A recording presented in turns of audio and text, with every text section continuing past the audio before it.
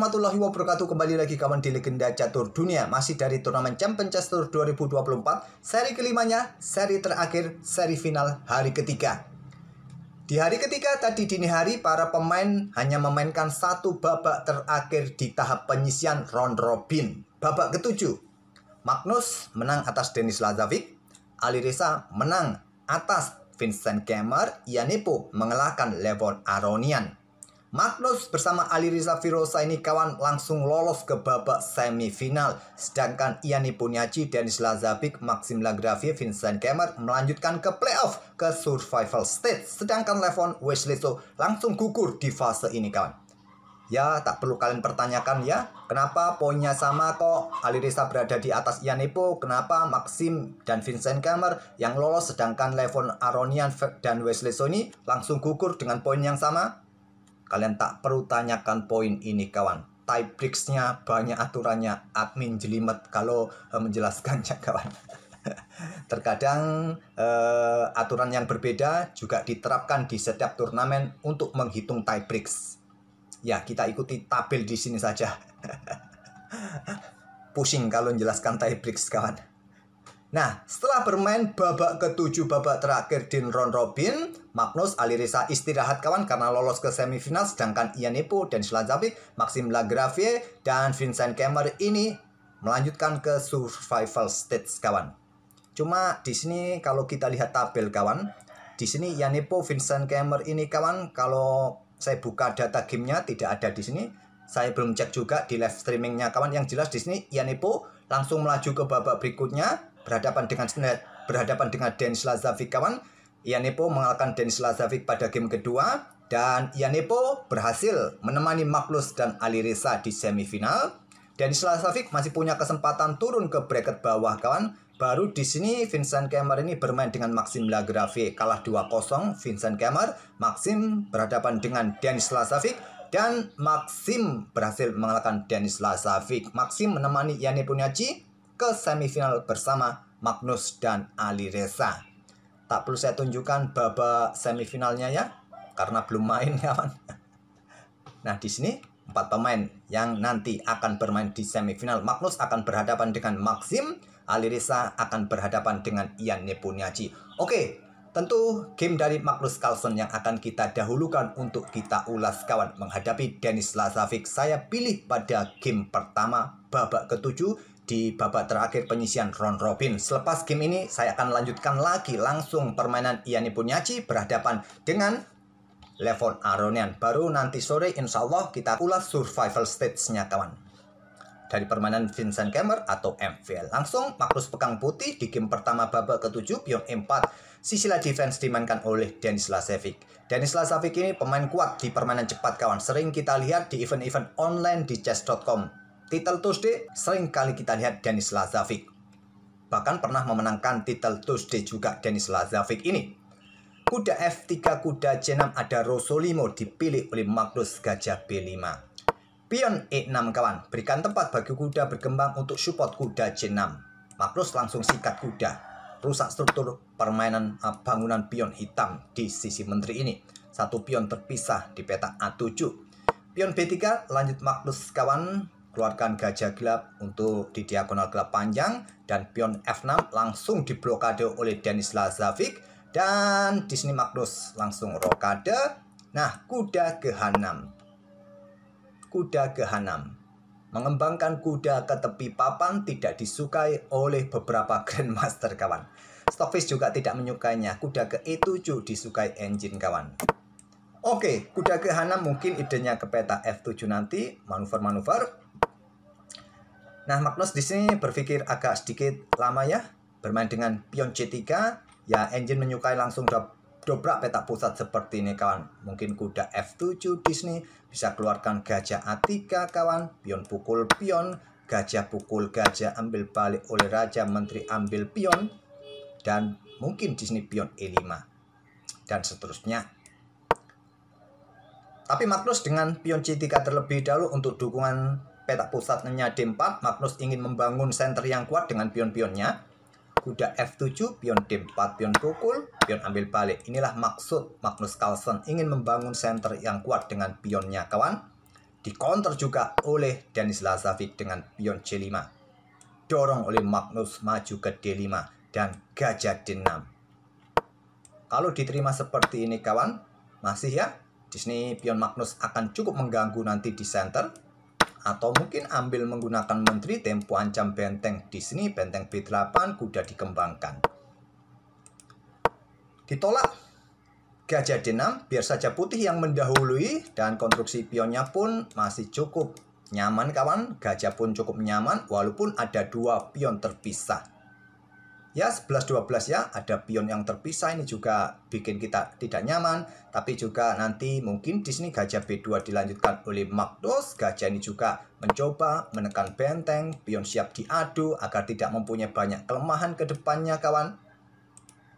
Oke, Magnus juga menahan diri, lanjutkan saja pengembangan kuda kawan untuk perkuat peta C4 kawan. Lagi-lagi kuda berada di tepi papan. Ada gajah 6, awasi peta B5, peta C4, kuda ke C4, disikat langsung oleh Denis Lazavic, ambil balik, sama-sama mempunyai pion terpisah sekarang kedua pemain di lajur A.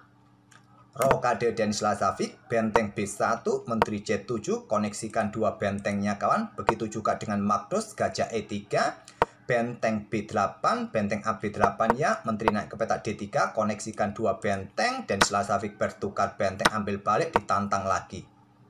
Nah, Magnus bermain dengan benteng B3. Berharap diterima dan pionnya akan kembali pulih kawan. Di sini Magnus punya kesempatan juga untuk langsung bertukar benteng. Selepas itu tantang pertukaran menteri kawan. Mungkin juga diterima walaupun konstruksi pion Magnus akan kembali pulih dan hitam mempunyai pion yang tetap terpisah, tapi sementara ya tak ada masalah. Sementara ya. Tapi kelemahan seperti ini juga bisa menjadi target lawan. Atau juga hitam lebih memilih menahan diri, bisa juga. Agar tetap sama-sama mempunyai pion-pion yang terpisah-pisah.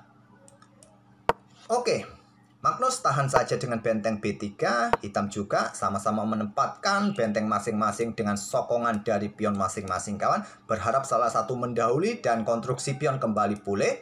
Tapi tetap ya, tetap pion semacam ini juga bentuk pion lemah kawan.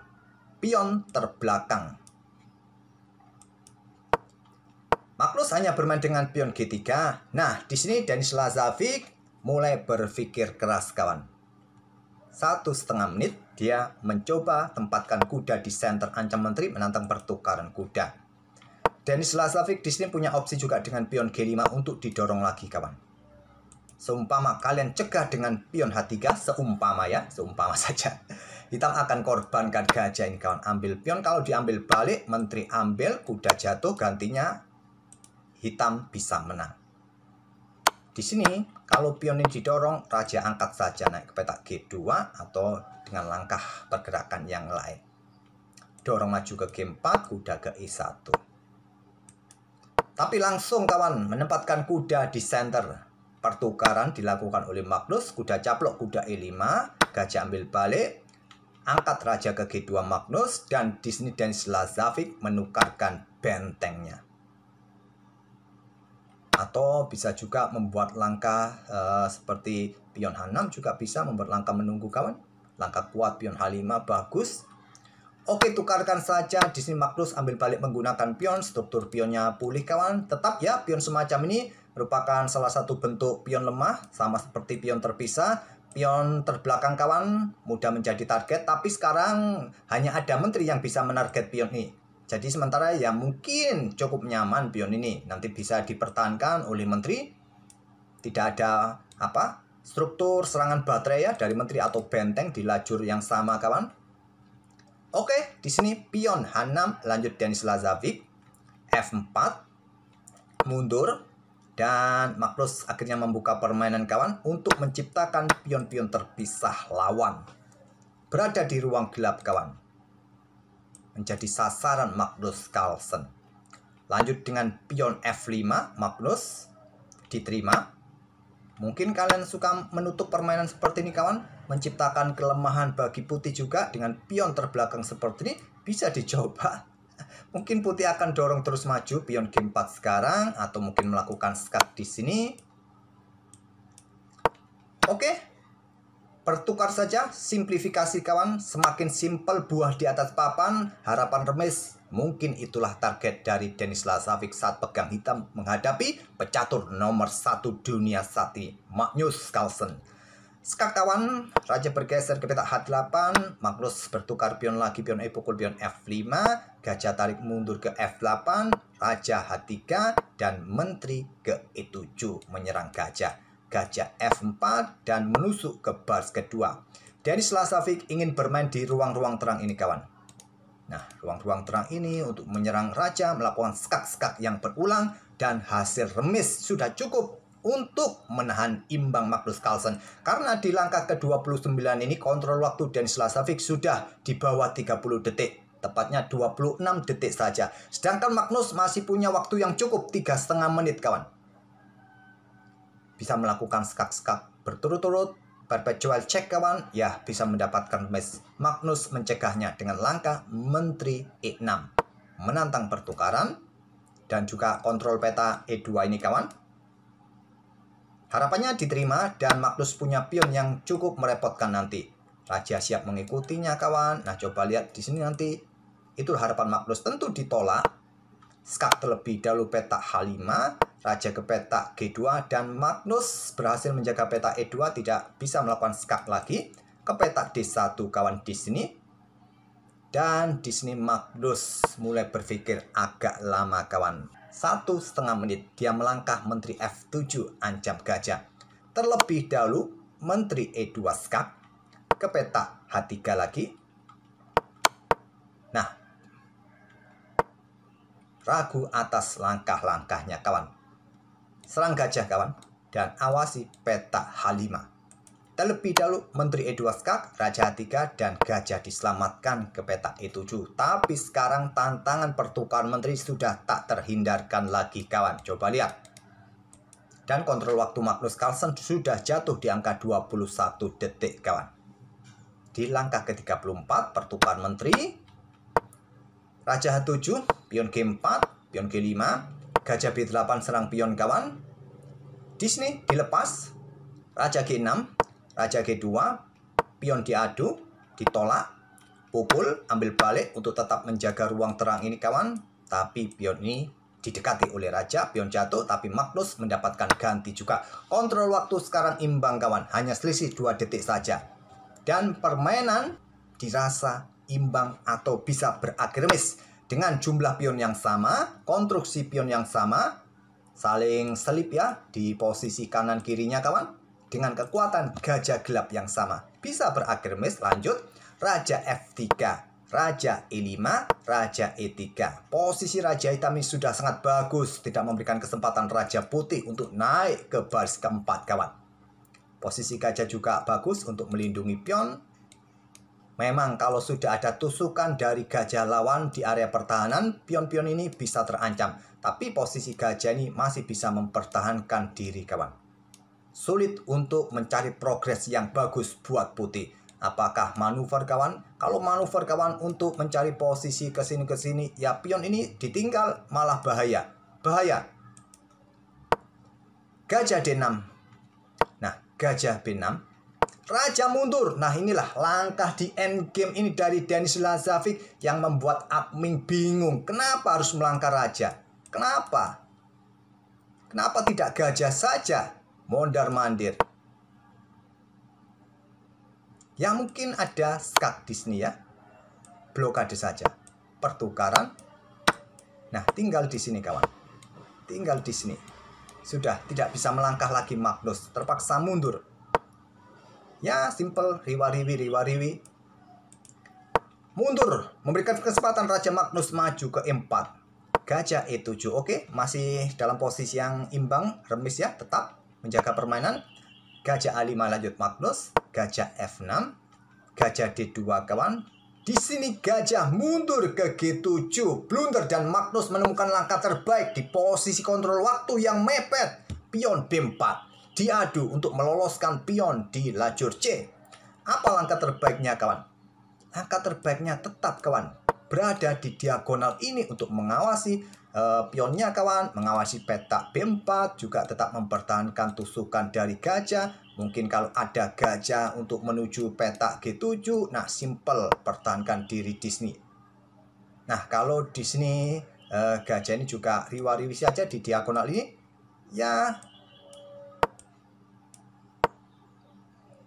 F7 saja melangkah.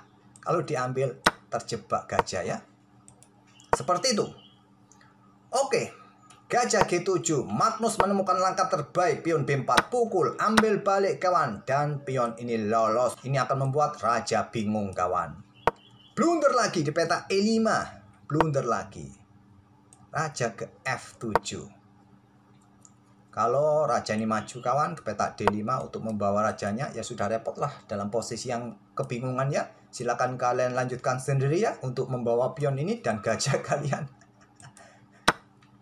Blunder kawan, memberikan kesempatan Magnus menusuk dengan gajah F8-nya dan pionnya jatuh lagi kawan. Mau kemana raja kalian sekarang? Harus mengawal pion ini. Kalau diting pion ini nanti dijaga oleh raja, disikat oleh gajah, pion E jatuh, tersisa satu pion plus gajah, Magnus menang. Dan Stanislav akhirnya menyerah di langkah ke-56. Oke, itulah game kemenangan Magnus di game pertama babak ke-7. Game kedua berakhir remis. Magnus bersama Alireza langsung lolos ke semifinal dan Stanislav bersama 3 pemain lainnya harus melewati playoff survival stage. Dan Stanislav juga gugur di survival stage. Oke, game berikutnya dari permainan Yani Punyaji versus Levon Aronian. Game pertama babak ke-7, E4, E5, kuda F3, kuda C6, gajah C4, kuda F6.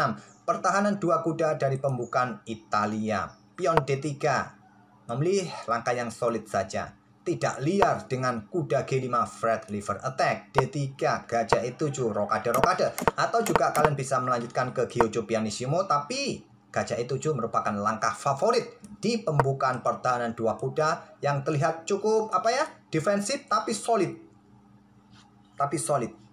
Terlihat bertahan sementara. Kalau Giojo Pianissimo kan langsung keluar mencari diagonal serang yang bagus di diagonal ini. Tapi dengan gajah E7 terlihat bertahan pasif sementara waktu, tapi cukup solid kawan. Oke, rokade juga biasanya putih dengan benteng E1, gajah B3, mungkin dengan pion C3, memilih dengan kuda BD2. Memberikan kesempatan Levon untuk dobrak petak pusat D5, pion pukul, kuda ambil balik, pion H3. Kita temui teritori yang jarang terjadi di pembukaan Italia kawan. Sudah keluar di teori textbook sekarang kedua pemain di langkah ke-8. Kuda B6, gajah B3, gajah B3. Kepleset lagi kawan. Dan ada satu game yang pernah memainkan pion A5 membuat putih menang. Tapi Levon geser raja H8 dan ini adalah langkah baru yang belum pernah tercapai di langkah ke-9. Sangat langka di pembukaan Italia, di mana pembukaan ini berjuta-juta kali sudah dimainkan kawan.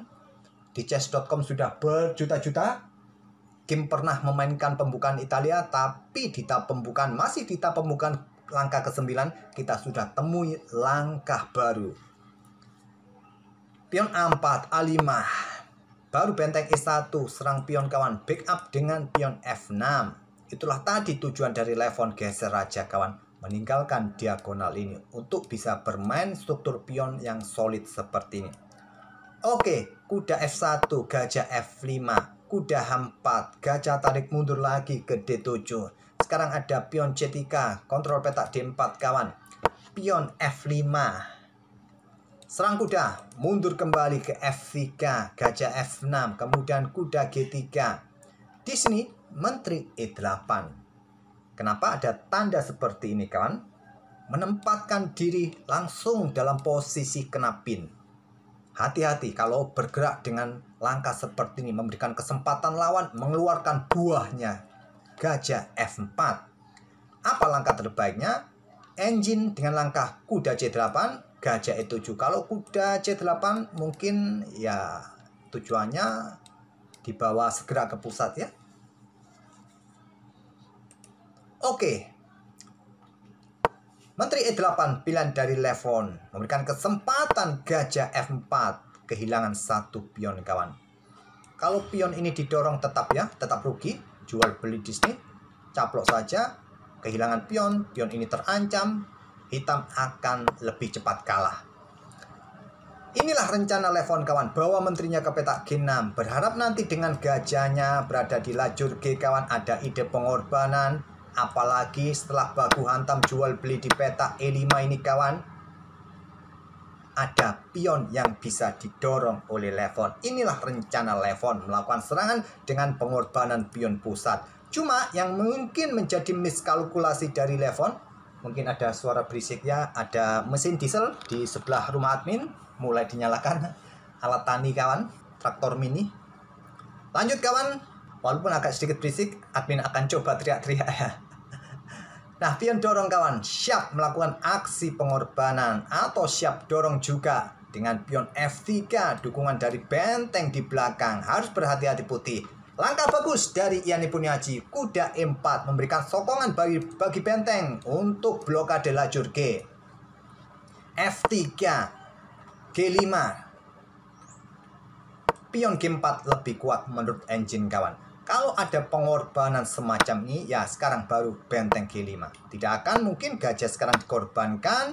Mungkin di sini ada benteng F4 kah?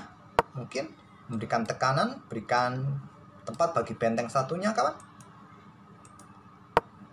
Oke, dengan benteng G5. Menteri H6, tetap ada ide pengorbanan kawan. Benteng mundur, pertahankan pion H3, rebut pion F3. Levon pion F pukul pion G2, tidak diambil dengan kuda G5. Ancaman skak dan bisa mendapatkan keunggulan kualitas perwira. Levon tidak peduli, gajah C6 dia mainkan, pertahankan pionnya kawan. Blunder ternyata. Menteri F6 menyerang balik kawan. Mungkin di sini Menteri F3 bisa jadi jual beli. Tinggalkan saja. Dan sayangnya Yanepo sudah tahu bahwa langkah gajah C6 ini langkah aneh dari Levon Aronian. Dia sempat senyum kecut kawan melihat langkah Levon ini. Dia bisa melakukan skak di sini dan bisa unggul kualitas perwira. Bisa seperti ini kawan, gajah yang mundur lagi. Kalau ada Menteri F6, ya Menteri D2, jaga baris kedua, tetap nyaman dan aman, benteng segera keluar.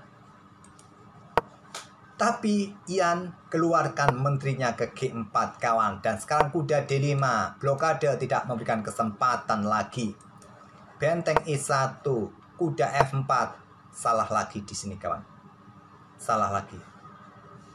Harapannya melakukan skak di sini kawan. Sikat, kemudian ambil, dan di sini menteri ke peta F6 kawan. Gajah mundur, berikutnya pion H5. Mungkin itulah kalkulasi dari Levon bermain dengan kuda F4 langsung. Langkah terbaiknya tetap blokade. Terlebih dahulu menteri ke F6, ini langkah bagusnya kawan. Kalau ada benteng F3 di sini, ya baru sekarang kuda F4. Tapi langsung kuda F4, benteng E7 langkah bagus, berikan dukungan lebih kawan. Dan di sini kawan bisa melanjutkan gajah mundur ke E8, jaga peta F7. Atau kuda mundur ke peta G6. Kuda F7 skak, sikat, benteng E8. Tapi memilih dengan langkah langsung benteng AE8. Bertukar. Ambil balik oleh gajah. Kalau ambil balik dengan benteng, ya menteri jatuh ya. Menggunakan gajah sekaligus kontrol peta F7. Tapi ada benteng F3. Kuda bisa jatuh kawan. Ancaman skak mat juga bisa terjadi. Bagaimana bang kalau kuda ini ke peta G6, jaga baris belakang. Menteri akan ke peta E6 kawan. Ke E6. Ancaman skak mat tak terhentikan kawan. Nah, wassalam ya. Ya, langkah-langkah lain silakan kalian korek-korek sendiri ya. Tidak semua langkah admin tunjukkan ya. Biar ada yang komentar, ada yang tanya, bang kenapa tidak ini itu, kenapa tidak benteng sana ke sini, benteng kuda itu ke sini. Kalau admin tunjukkan semua, terkadang lupa admin, tapi sengaja juga terkadang admin tidak tunjukkan supaya ada pertanyaan, ada yang komen. Tapi banyak lupanya juga. Ya, admin harap kalian koreksi ya kalau ada yang terlewatkan. Kalaupun juga ada yang salah, silakan kalian koreksi. Ya, admin ini hanya pecinta catur, bukan grandmaster ataupun master ya. Analisa pun salah, apalagi main. Menteri F6 kawan, dan kuda ke F7 skak. Sikat oleh gajah, memutus koneksi Menteri Benteng kuda kawan. Kuda disikat, kenapa tidak sikat menggunakan benteng? Tetap ya, sikat. Tetap kawan, tetap kehilangan perwira. Tapi Levon memilih korbankan menterinya. Ambil gajah B3 dan bertarung dengan benteng plus gajah melawan menteri. Tidak cukup. Menteri D4 menekan pion ini kawan. Dan persiapan mungkin apa? Menjebak gajah kah? Bisakah menjebak gajah? Di sini benteng G8. Ya, tadi menteri ini menghindar ya. Selain mengincar pion, juga tidak akan berani ambil pion dengan raja dengan menteri karena ada benteng G8. Menghindar langsung, biarkan pion ini menjadi tameng bagi raja. Benteng G8 melepaskan pion malahan, ambil skak, blokade, skak lagi, blokade, kemudian pin kawan dan siap jalankan pion-pion. Dorong maju pion H5, malah memberikan kesempatan untuk merebut pion skak. Kenapa tidak blokade dengan benteng menyelamatkan pion ini kawan? Ya, bisa jadi opsi juga ya. Tapi memilih dengan gajah, ambil, melepaskan pionnya, sudah dalam posisi ya. Tinggal beberapa detik, Ianepo cukup nyaman kawan dengan menteri dan kontrol waktunya masih punya 2 menitan. Dipreteli semua pionnya Levon Aronian. Tersisa 1 pion saja kawan, benteng G5. Dan di sini menteri F3. Bagaimana jika menteri ini ambil pion kawan? Dan apakah putih masih bisa menang? Gajah melawan 6 pion ini? Ya masih bisa ya, masih bisa. Ya tak perlu saya lanjutkan lagi ya. Ya sulitlah mengawal banyak pion seperti ini ya. Oke, menteri F3 saja. Dan setelah gajah G8 berbarengan kontrol waktu Levon Aronian jatuh kawan. Menang waktu. Oke kawan, itulah 2 game untuk pagi ini. Semoga bisa menghibur kalian. Magnus Alireza lolos langsung ke semifinal. Dan Ianepo dan Maxim setelah berjuang di babak playoff atau survival stage akhirnya lolos juga ke semifinal. Oke, kita akan bertemu di video-video berikutnya. Jangan lupa like, komen, tinggalkan jejak kalian. Bagi kawan-kawan yang baru mampir, silahkan rubah warna tombol subscribe itu kawan. Dulu merah ya, sekarang hitam. Ya, berikan kesempatan bagi jempol jari kalian untuk menekan tombol subscribe itu. Sekali lagi terima kasih. Wassalamualaikum warahmatullahi wabarakatuh.